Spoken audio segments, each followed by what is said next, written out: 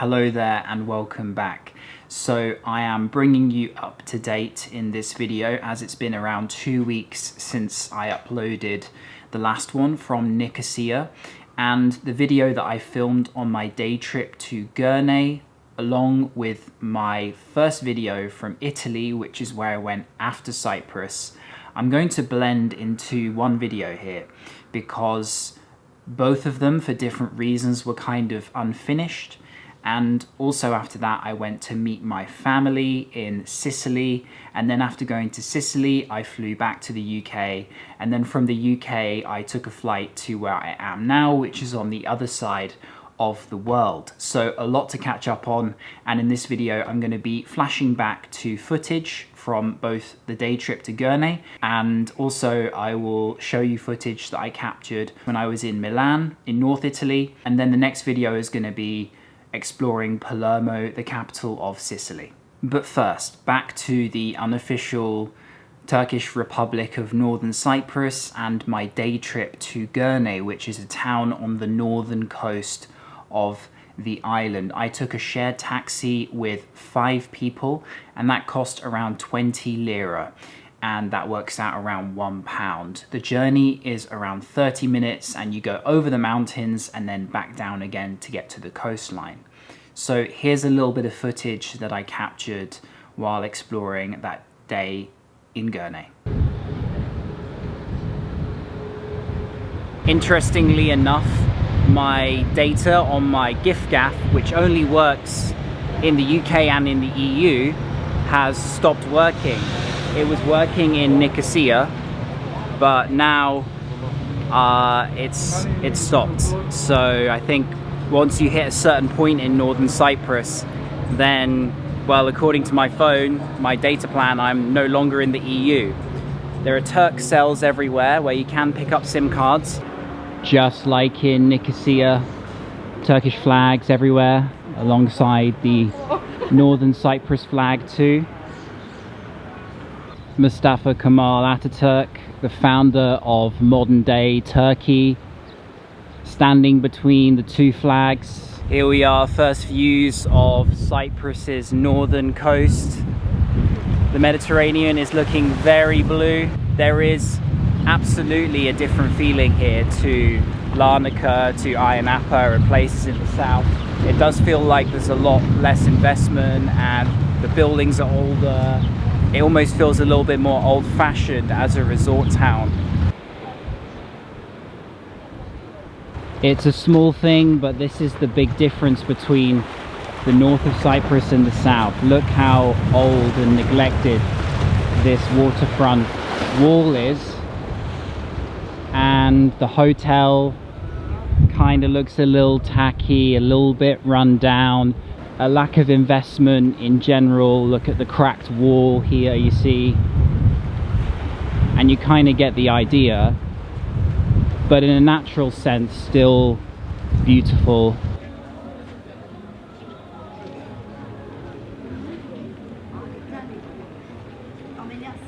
Entering to the harbour, and we see some more historical buildings and the yachts and the boats, which gives a nicer feel to what I first saw when I started walking along the seafront.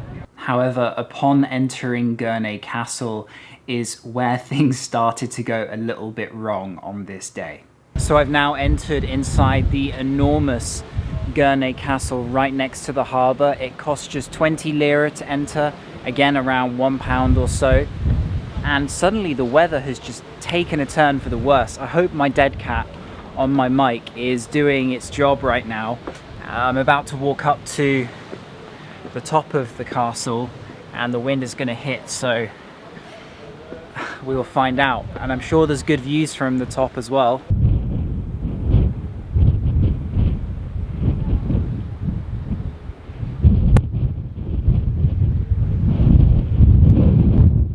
So here we are on the top. Oh my god, this is ridiculous.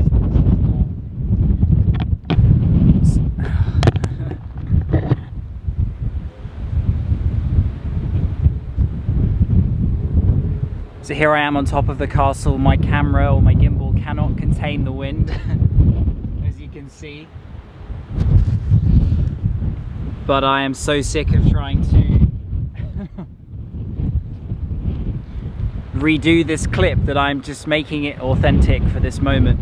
And the mountains are in the background right here. They were blocked by the hotels earlier. And I'm gonna hold the camera like this so it doesn't fly around from the wind. There must be a storm coming of some kind. Now, this castle is more than 1,000 years old, and obviously it was built to protect Kyrenia. That was the old name of Girne, Kyrenia. You can see why now from atop here it gets the title of being perhaps the most beautiful town on the Mediterranean. Right, this is just a bit crazy, so I'm gonna try and move to a safer spot to talk a little bit more about it.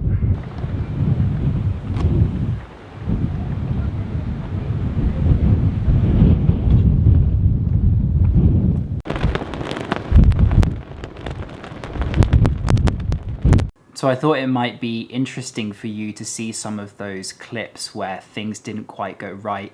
The wind was so strong, it was just impossible to film. And I took that one nice kind of postcard shot of the harbour, which is normally on a sunny day with blue sky. I got it on a very grey day, and you can see the wind bouncing my camera everywhere. I took that shot and decided that I would call it quits. But upon leaving the castle, I passed a dog who jumped up to my side and grabbed my microphone off my camera with its mouth and ran away. So it was running off with my microphone, and then I was chasing after this dog past the harbour that I'd just been through, and then all the people sitting at the restaurants were watching me and laughing in hysterics, and I was passing quite a few of the restaurants, running around this harbour after the dog, microphone in its mouth, excited, the fact that I'm chasing it, and me trying to keep up with it, not wanting to lose my microphone. And thankfully, I eventually managed to catch up with the dog because a waiter had sort of got in its way and managed to kind of hold it. And then I was able to take the microphone out of its mouth. But it was a bit of a scene, and there were probably hundreds of people in total who were in hysterics laughing at me chasing this dog like something out of a film as I was trying to get my microphone back. And then I thanked the waiter. I had my microphone, which had like dog saliva on it. And then almost immediately after that, the rain just went and started coming down. And it was just one of those days where I was trying to make a video and nothing was going right. So I went back to the place where I took a shared taxi and got in a shared taxi again with 5 or so people, made my way back to Nicosia. But I wasn't in the mood in Nicosia to wait at a cafe or a restaurant for the rain to stop. So in the end, I just ran about 10 minutes back to my hotel, covering my microphone, my camera, my gimbal underneath my white shirt.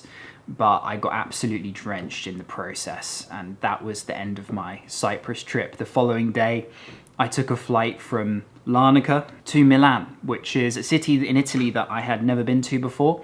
And as I was on my way to meet my family in Sicily, I thought it would be a nice place to stop for a few days. There are really cheap flights from Cyprus to Milan in particular, and then from Milan the connections to Sicily are also very reasonable. It probably would have cost more flight-wise to go from Cyprus directly to Sicily, so I thought Milan would be a cool place to stop in the process. Just a few words on Cyprus. I would have liked more time in the northern part as well as the southern part. There's still quite a lot on the island that I haven't seen. I would have liked to have visited Varosha, which is the abandoned city, and also some more of the rural towns and areas in the north. In the south too, there's Paphos, there's Limassol, there are some old ruins, and there's quite a bit of history there. So there's lots of things that I still haven't seen. So I'm sure in the future, Cyprus might be a good place to spend a week or two as a stop-off point, maybe on the way back from Asia or a Mediterranean trip, who knows. I would like to go back and see a little bit more of the island for sure. I left because I was on my way to meet my family and those dates were fixed. So while I was in Milan, I filmed this video because I thought it was worth doing, a city I'd never been to, and it was a good opportunity, although it was a little bit rushed, which is why I've incorporated it into this video. I didn't quite have an ending for it. I visited the Last Supper. I went back. In the beginning of the video, you can see my eyes are pretty tired, so I was really moving fast from Lebanon to Cyprus to Milan, and then to Sicily, which is going to be the next video, back home, and then to where I am now. So it's been a very busy couple of months, which is why there's been this sort of 2-week gap on my channel, but I'm sure you'll understand. Hello, good morning, and welcome to Milan. I have just arrived in Italy for the second time after my first trip, which was in 2020 after the first wave of the pandemic. I'm staying here in Numa Loreto, which is an apartment complex. They have here a bedroom and a kitchen, an ensuite, and a beautiful courtyard right in front of me. I will give you a room tour in a second. If you want to stay here for yourself and use my code JASONNUMA15, you'll get a 15% discount. This here is my apartment, and not only is it very resourceful, but there are great views of the old historic building that fits in with Milan's aesthetic. Kitchen facilities here, dining table, and the private bathroom, and the bedroom is right here with the best view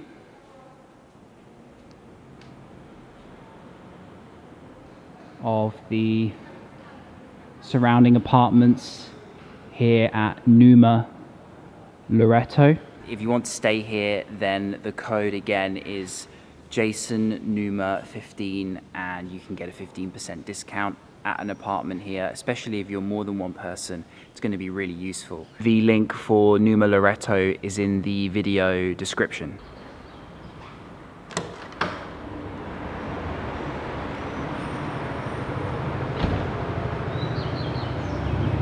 So here we are onto the streets of Milan, and whenever I have thought of this city in the past, then it has always been fashion and shopping, to some degree superficiality, and also the two football teams, AC and Inter, of course. Unfortunately, the season has just ended, so I won't be able to catch a game at the famous San Siro, but it's just so nice to be back in Italy.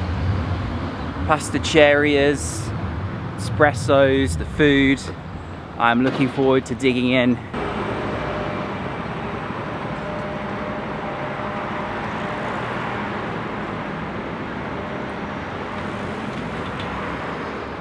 As I make my way to the center, it's kind of cool to see the rush hour all around me in the morning here. During a weekday, people riding boosted boards and electric scooters. There's trams. As Italy's second largest city after Rome and the capital of Lombardy, it is enormous. There is a metro too, and I'm just walking here because I want to get a sense of the city as I make my way to the Duomo and see it from above.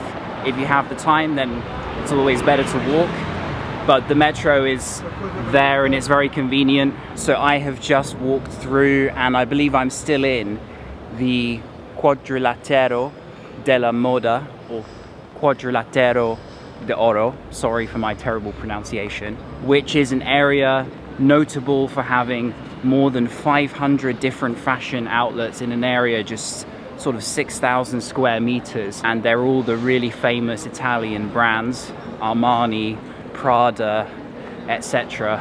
This is like Dubai and other cities, Paris, a place that people come to literally see the shopping, to go in the shops and browse as a tourist activity, which makes Milan a kind of interesting city for the sake of people watching and seeing people in perfectly trimmed suits walking their small dogs or whatever it may be.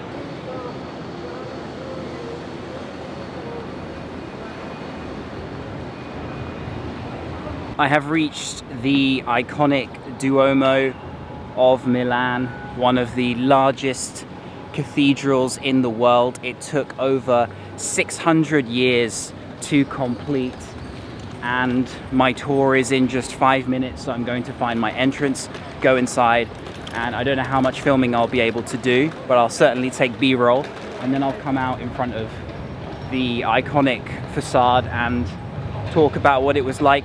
There are two things that you probably should book in advance in Milan, especially if you're coming during a busy time of year, and that's summer or potentially Christmas or Easter. Then make sure you book in advance the Duomo and also the Last Supper, and give yourself a good couple of weeks before arriving to make sure you secure your places, because if you turn up, chances are the queues are going to be very long, or in some instances you won't even be able to go inside, like the Last Supper.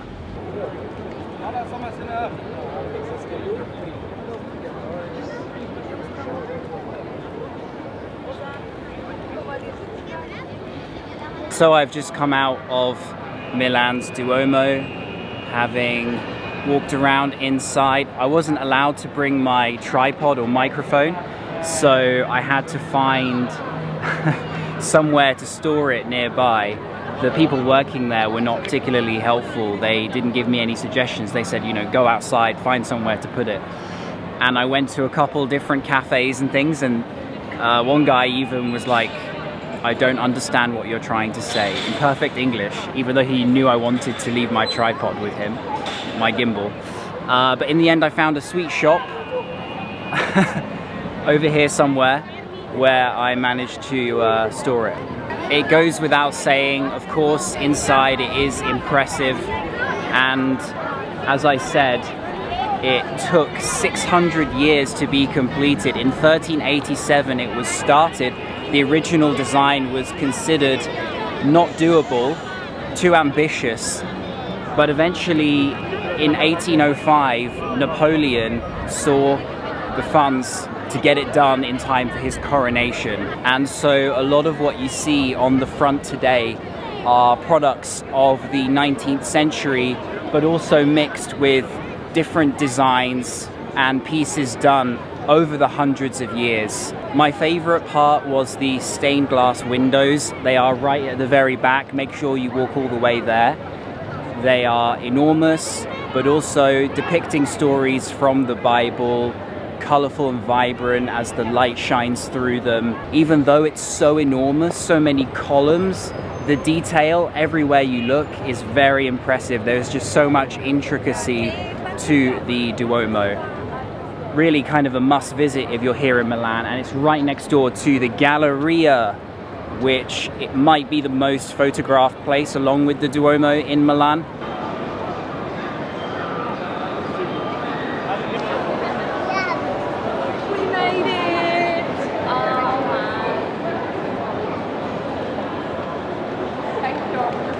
So the Vittorio Emanuele is a neoclassical Galleria here by the Duomo, and it has been at the center of Milan's shopping life in the city ever since 1877. It's full of fine dining and well-known stores. The original Prada store is in here.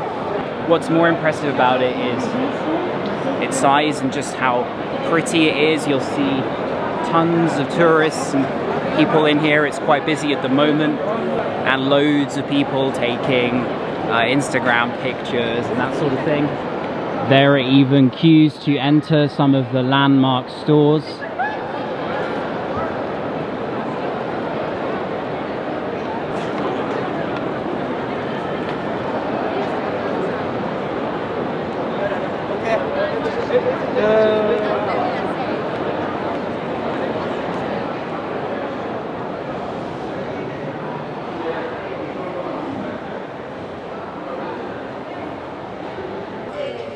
about to take a seat. Here is some of the sweet pastries and croissants, pain au chocolates on offer. So I've now made my way into Marchesi 1824, which is a famous pasticceria here in the Galleria. Prada acquired an 80% stake in it and gave it their own touch. It was a famous pasticceria in another location in the city. There are a few of them. I've just picked up a croissant with jam here and of course an espresso to have. And this is a really cool place to check out. There's some great views of the Galleria behind. And if you want to kind of feel somewhere with a slight bougie atmosphere that sums up Milan, then this is a perfect place to grab some breakfast.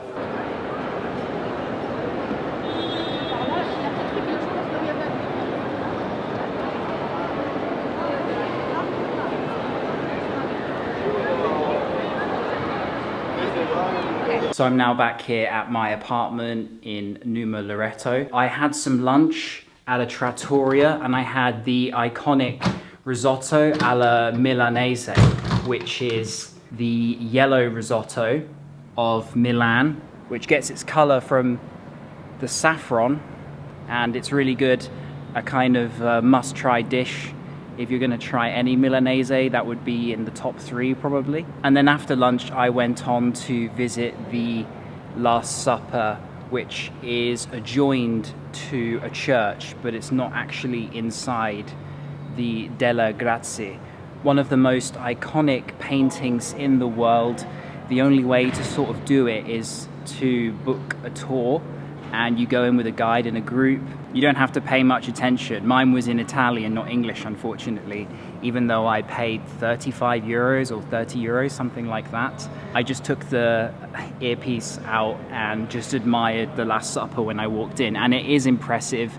Now, you can't take any videos inside. That's why I'm overlaying pictures. You can take pictures without flash inside on your phone or on your camera, so that's what I did, and what you're seeing here are my own images, not ones I've taken from the internet.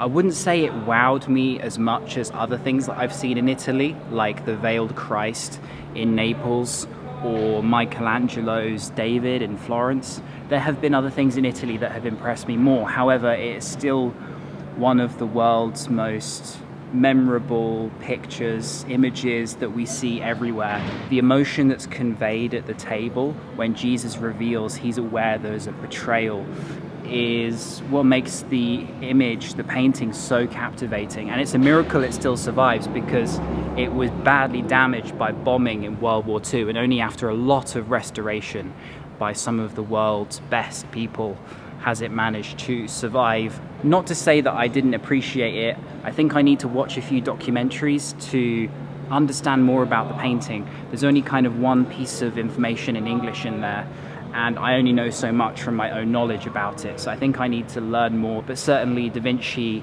is iconic to Milan, and his work is iconic to Italy, and it is a must-see. So while in Sicily with my family, I also filmed one video in Palermo, and I was originally thinking of just adding it to the end of this context video, or update video, whatever you want to call it.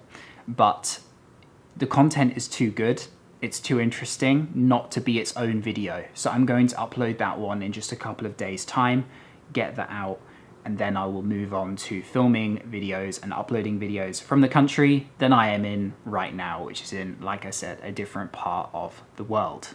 Little update first before I end things about the Morocco trip. We still have spaces available if you're interested in joining me in October. We're going to be starting in Marrakesh. We'll be going to the mountain villages, Ait Ben Haddou, and finishing off with a trip into the Sahara Desert. So if you like the sound of that and you want to meet me and travel with me, then check the link in the video description. And if you have any questions about the Morocco trip, then just drop me a DM on Instagram or pop a comment below this video or send me an email and I will do my best to get back to you. If you're interested, then the Morocco itinerary is below. And I will leave it there. The next video will be from Palermo, Sicily, which is a different world to the rest of Italy, as you're going to find out. And I will see you then. Cheers.